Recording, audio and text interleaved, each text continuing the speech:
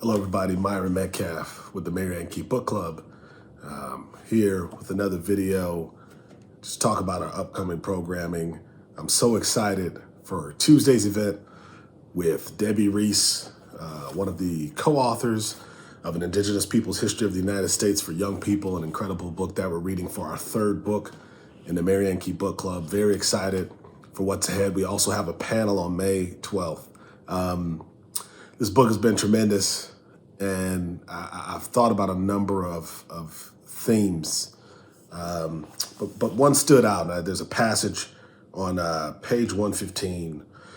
Upon President Andrew Jackson's election as president, the Georgia legislature claimed most of the Cherokee Nation's land, resolving that the Cherokee Constitution and laws were null and void, and declared Cherokee subject to Georgia law.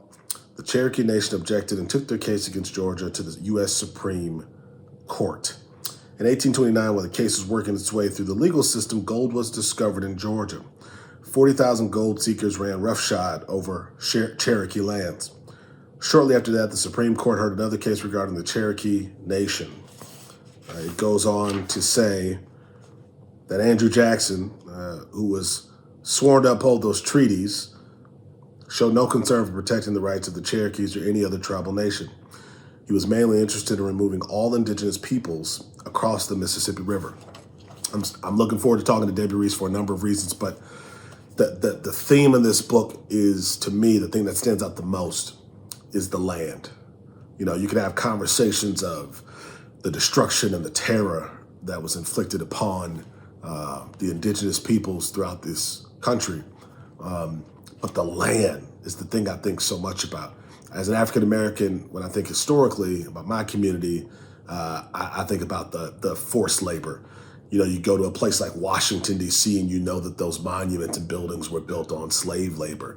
You go across this country, you go through the South, and I have the same thoughts. But reading this book, I just think about a community that is existing, knowing that the land over the course of these hundreds of years has been stripped from their communities. And that's what I think about the most, and the impact of that, and the weight of that.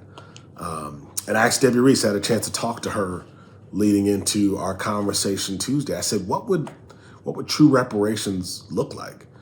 And she said it would be returning the land. And she mentioned that a lot of people think that means, oh, they're gonna have to give up their homes. And she said, no, she's talking about public lands, federal lands that should be returned to the indigenous peoples. And when you read this book and you understand like what's been lost and the land and the value and the meaning of that, to be removed from that, I just think that is something so significant that we can't overlook in this conversation about what has happened to the Native American community. I think it's one thing to say, yes, we can talk about obviously what this book details, the history, and the history from the perspective of individuals that we don't hear from in our mainstream narratives about American history.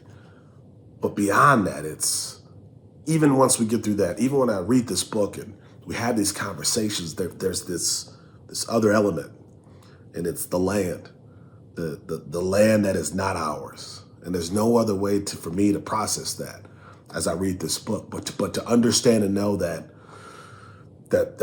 this country is operating on so many gigantic portions of land that it doesn't have a right to, if you read and understand the history that has been portrayed by Debbie Reese G. Mendoza. I'm looking forward to talking to her Tuesday and having a bigger conversation about some of these issues. I hope you'll join us as part of the Medcalf Book Club's second author event.